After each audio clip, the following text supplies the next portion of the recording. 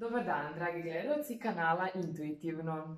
Danas je sa nama ponovo Tamara Kostić-Pahnoglu, sertifikovani instruktor Theta Healing tehnike, odnosno Theta isceljenja, metode Theta isceljenja.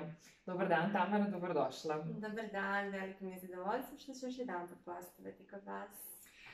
Hvala puno.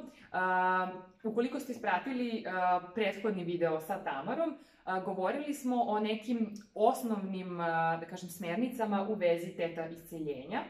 Sada bih zamolila Tamaru, pošto će ovo biti nastavak, kažemo, jednog kao serijala, mini serijala razgovora o Theta Healingu, da nam malo više kaže o jednom, možda malo i zapostavljenjem ili malo misterioznijem delu uverenja, nešto što mnoge ljude interesuje, ali mnogi se boje da pitaju ili boje da istražuju ili onako bojažljivo tek negde nešto čuju o tome. Radi se o istorijskom nivou uverenja. Molim te da nam kažeš malo više o istorijskom nivou uverenja, ponovo da bismo mogli da ispratimo u skladu sa prethodnim videom i onda ćemo dalje produbiti temu. Vrlo rad, to je jedna od mojih omiljenih tema i veoma mi je drago što ću imati prilike da i na vašem kanalu kažem nešto o tome. U prošlom videu smo pomenuli da zapravo u našoj podsvesti postoji 4 nivoa verovanja, osnovni genetski, istorijski nivo duše, i kad smo pomenuli istorijski, rekli smo da on ima 2 podnivoa zapravo. Jedan je vezan za naše prošle živote, a drugi je vezan za kolektivnu svest, pod čim smo mi definitivno uticajem. Ono što nam svakako zvuči interesantnije kad pričamo o istorijskom nivou, to je da je vezan za prošle živote i mogu reći, s obzirom da u poslednje vreme sve češće dobijamo ta pitanja, da jeste moguće raditi regresiju prošle živote kroz Theta Healing metodu.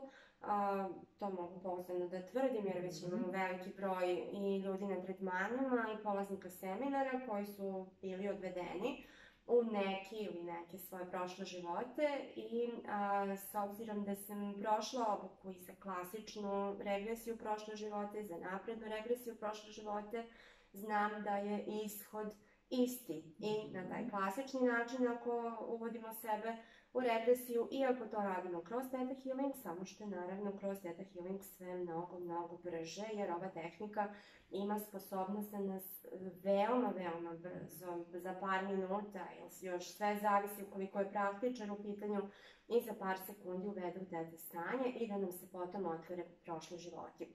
Međutim, govoreći o prošlim životima u sklopu Theta Healing tehnike, važno je napomenuti da to nije prevashodno interesovanje Theta terapeuta, već je zapravo uvedeno u tehniku pre svega u terapeutske svrhe. Zapravo, nije uobičajeno da neko dođe na Theta tretman samo da bi bio vraćen u prošle živote, već se to spontano, tako da kažem, desi u toku tretmana kad praktičar oseti da su uverenja na kojima se trenutno radi sa istorijskog nivoa, to je da potiču iz prošlog života praktičara, onda će sasvim spontano, bez ikakvog posebnog uvoda i neke posebno velike najave, uvesti osobu u taj konkretni prošli život. Moram zapravo reći da neće osobu uvesti praktičar, već stvoritelj, naravno, u Theta Healingu sve radi, ta energija koja je i mudrija i sposobnija od svih nas pojedinačno. Dakle, osoba vrlo lako i spontano biva uvedena u prošli život i vidi sve što treba da vidi, osjeti sve što treba da osjeti. Nije to ništa traumatično, ništa strašno, zato što ima u sebe terapeuta i zato što nije u transu kao nekim drugim situacijama kada se odlazi u prošli život, već je potpuno svesna, prisutna i vrlo brzo se, da kažem, oslobodi tih eventualno neprijatnih emocija, strahova ili čega god što može da bude neprijatno što vidi u datom trenutku.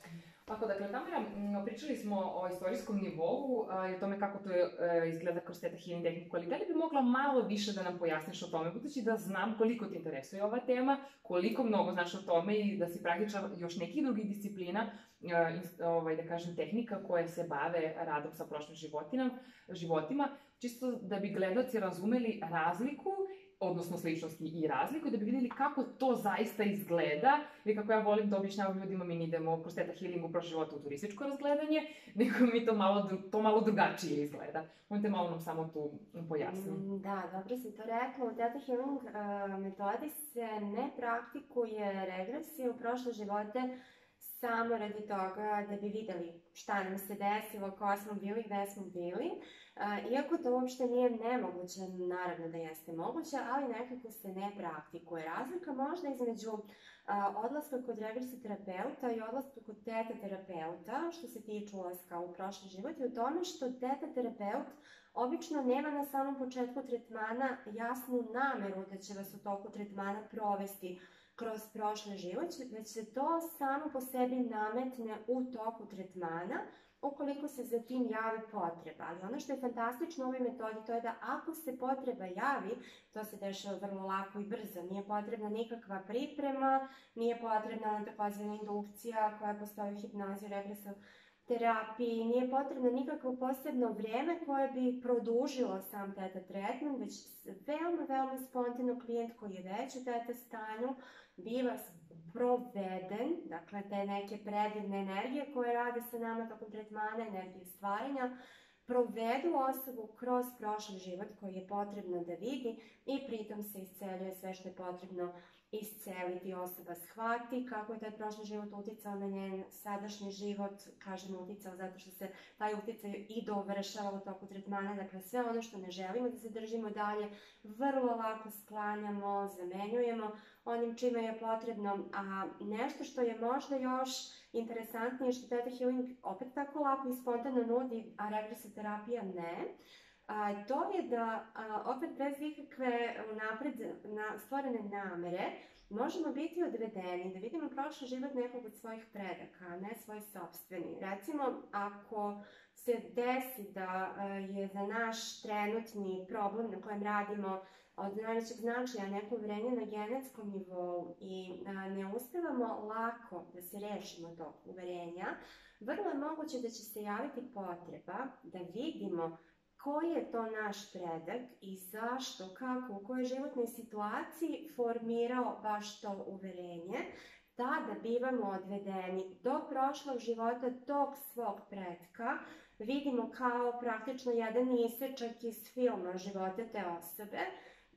U svojstvu posmatrača vidimo šta se je to tako traumatično desilo, toliko traumatično da je preneto kroz DNK svim generacijama do naše i da se tako jako drži da ne možemo običnim, da kažem, teta radom, običajnim teta radom da se oslobodimo tog uverenja. Razlika između odlaska u prošli život pretka i naš sopstveni bi možda najviše bilo u tome što smo u prošlom životu pretka posmatrači.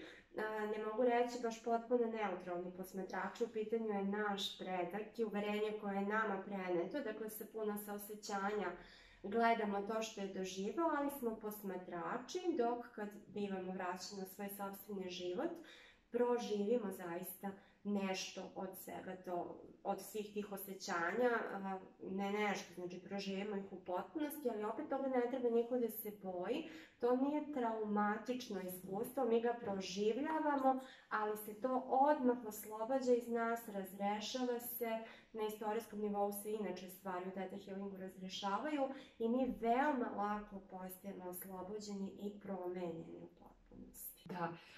To je, da kažem, jedna čarobna stvar koja se događa nakon isceljenja na istorijskom nivou, gde osoba onako bukvalno kao da prodiše. Da li bi mogla, molim te, da podeliš za gledaoce kanala da prosto neke primere gde će oni vidjeti kako to izgleda u realnosti, kako izgleda osoba koja je prošla to, šta se desilo, da li prosto šta bi žela da podeliš neki primer konkretan koji će ljudima značiti da čuju? Tijana, znaš kako mi obično funkcionišemo, teta praktičari, malo toga biramo sami, uglavnom tražimo da sve stvari pribira za nas, ali moram da priznam da kad sam pošla na ovaj intervju imala sam u glavi dva slučaja, dva doživljaja koja sam žela da prenesem, međutim evo, dok si sad postavljala pitanje, javio mi se jedan treći koji zapravo uopšte nije bila regresija u prošli život, već u život između života.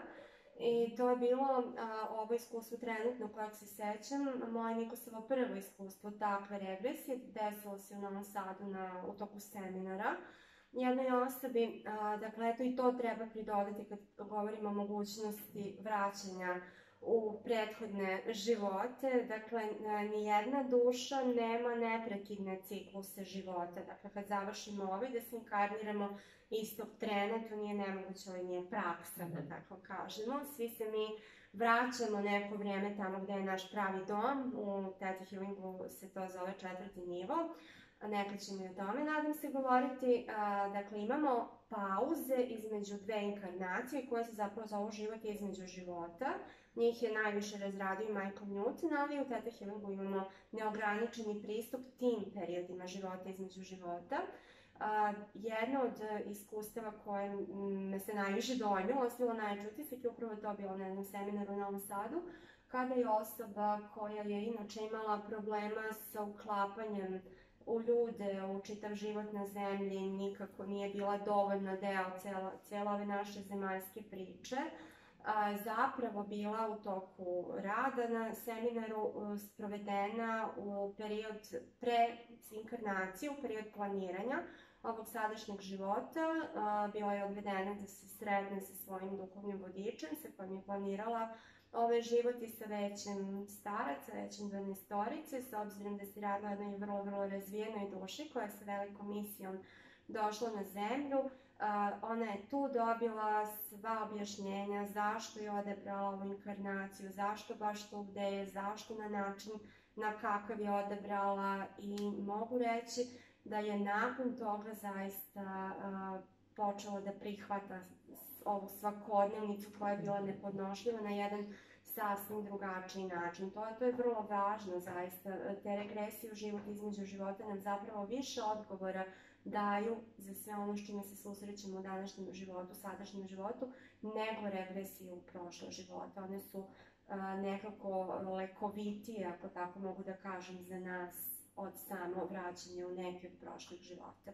To je ono što mi je sad došlo da treba još da kažem. A što se tiče očigledno je trebalo neko da čuje to. Verovatno je neko da trebalo da čuje.